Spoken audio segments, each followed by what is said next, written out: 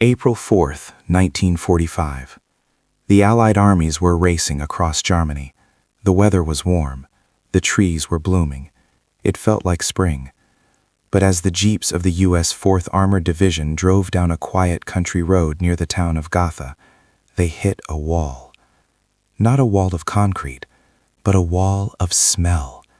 It was a stench so thick, so overpowering, that soldiers gagged.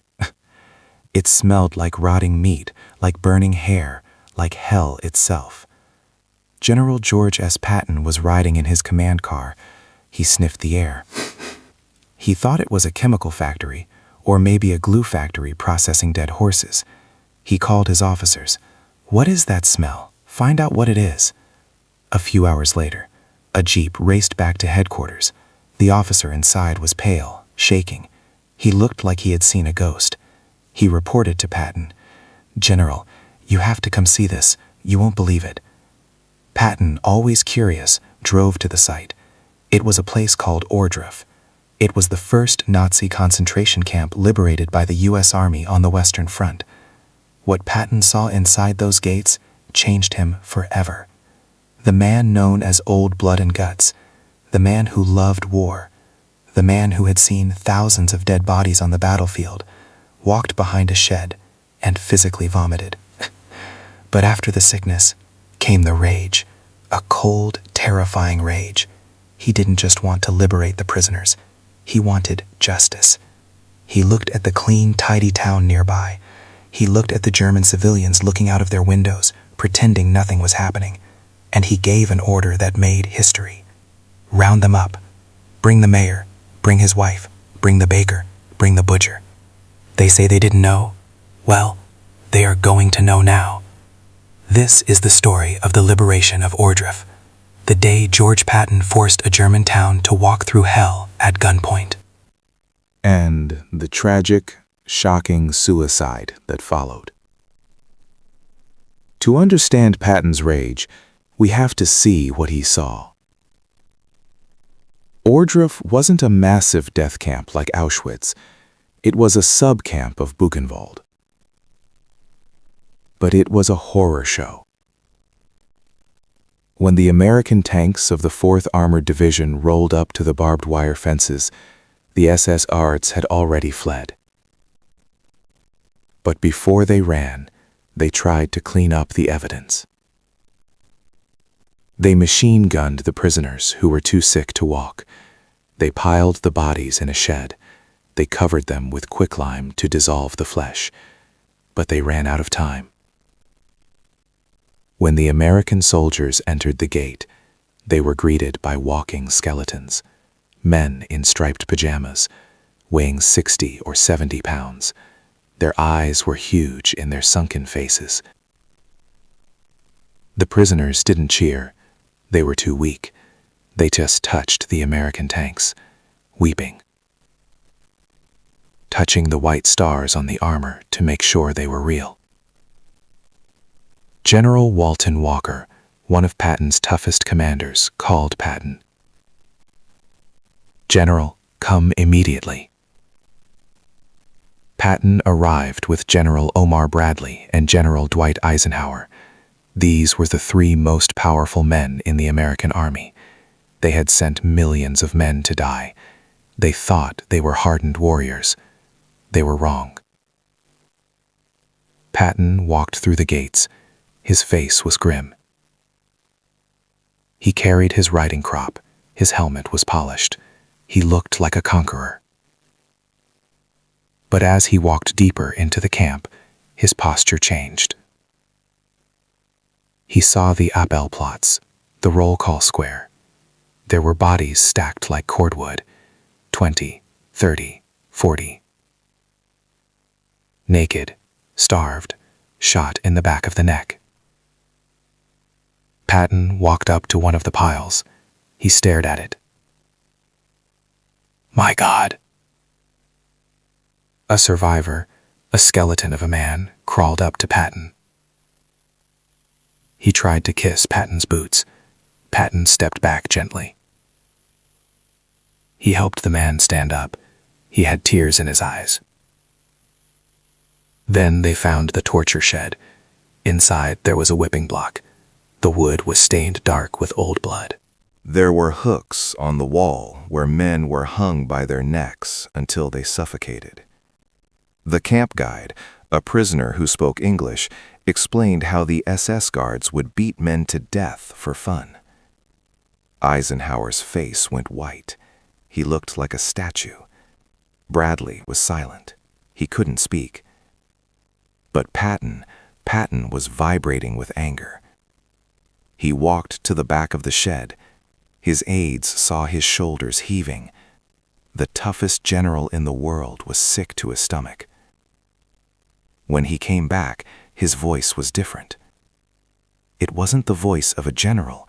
It was the voice of a prosecutor. He turned to a young American MP, military police. Did the people in the town know about this? The MP replied, "They say they didn't, General. They say they thought it was a prison for criminals." Patton laughed. A dark, bitter laugh. They didn't know. The smell alone covers the whole county. They knew. Patton didn't wait for Eisenhower's permission. He took charge. He called the provost marshal, the chief of police for the army. He pointed his riding crop toward the town of Ohrdruf. It was a beautiful, medieval German town. Clean streets, flower boxes in the windows, just 2 miles away from the pile of corpses. Patton issued his order. Go into that town, find the burgermeister, the mayor, find his wife, find every leading citizen, the bankers, the doctors, and bring them here. The MP asked, "Sir, what if they refuse?" Patton touched the ivory handle of his revolver. They won't refuse. Use trucks, use bayonets if you have to, but every single one of them is going to tour this camp. Today. It was a form of punishment that wasn't in any rulebook. It was forced witnessing. Patton wanted to destroy their denial. He wanted to rub their noses in the filth they had supported. The next morning, the trucks arrived at the camp gates. The citizens of Ohrdruf climbed out. They were dressed in their Sunday best. Men in suits and ties, women in dresses and coats. They looked annoyed. They looked offended. Some were complaining about the smell. Some were holding handkerchiefs to their noses. They still acted arrogant. They were Germans. They were the master race. Why were they being dragged to this dirty place? Patton ordered the MPs to form a line. March them through, he said. Don't let them look away. If they close their eyes, poke them with a rifle butt. Make them look. The tour began.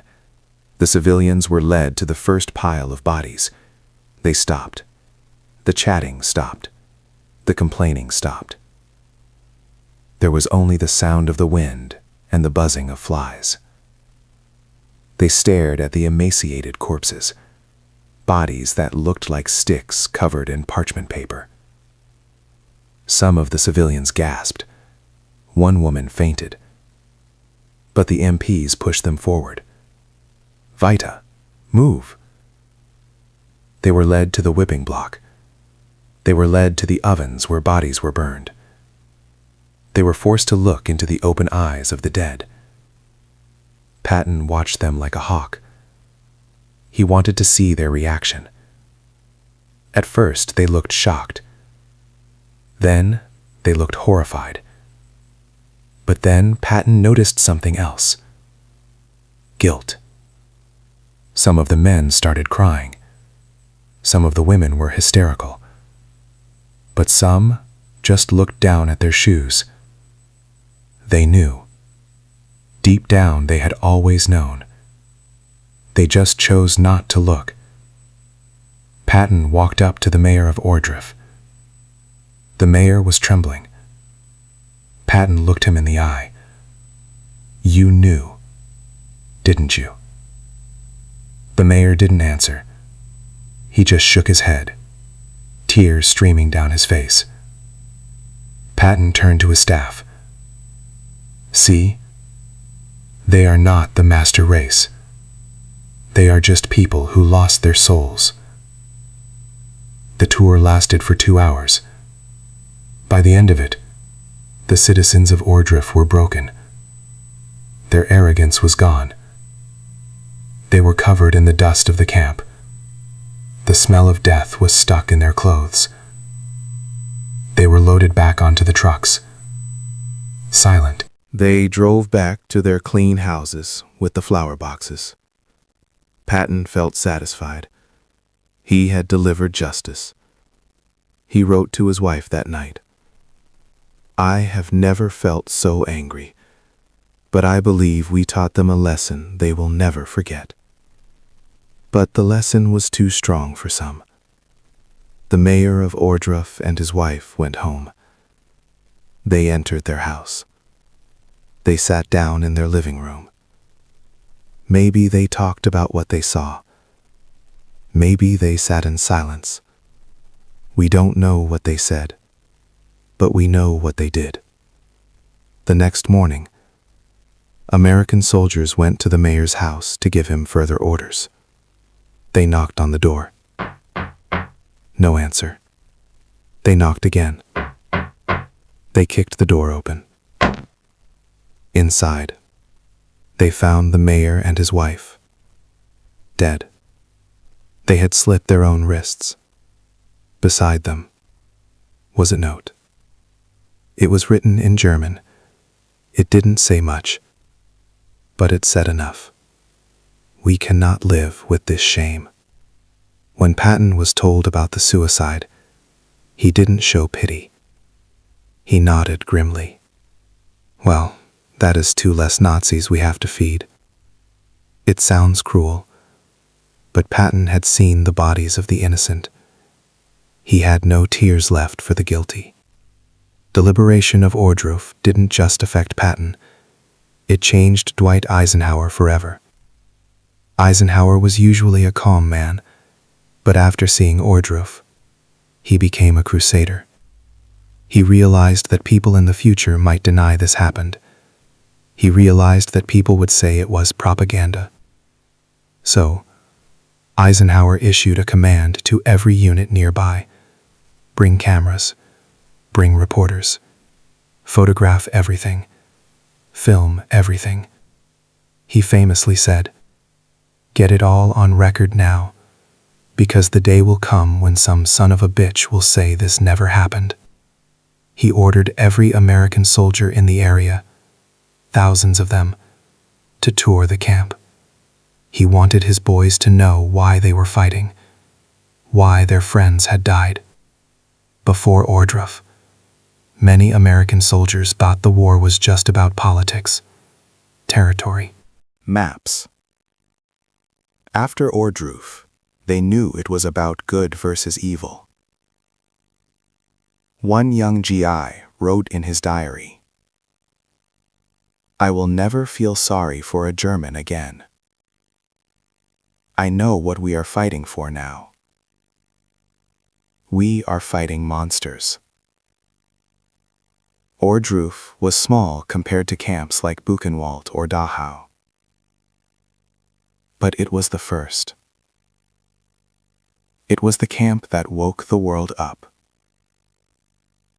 Because of Patton's anger and his order to march the civilians through the gates, the veil of secrecy was ripped away. The German people could no longer say, "Wir haben es nicht gewusst." We didn't know. Patton made sure they knew. This event hardened the American attitude toward Germany. The friendly occupation ended. The denazification began. Patton, often criticized for being too soft on former Nazis later in the war, was actually the one who exposed their crimes most brutally in the beginning. George S. Patton is remembered for his tanks, for his ivory pistols, for his speeches about blood and guts.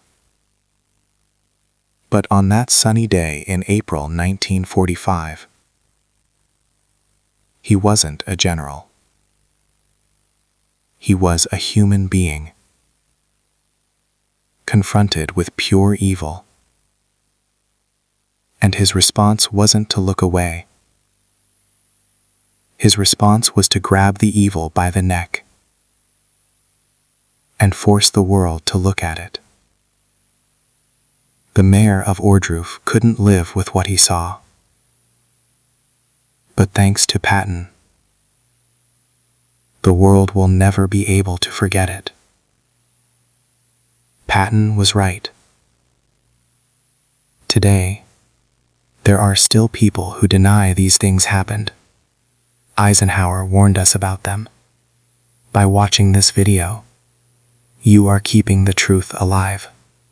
If you believe this story needs to be remembered, please hit the like button so YouTube shows it to more people. And subscribe for the next episode. The story of how Patton found Hitler's billions hidden in a salt mine. Thanks for watching.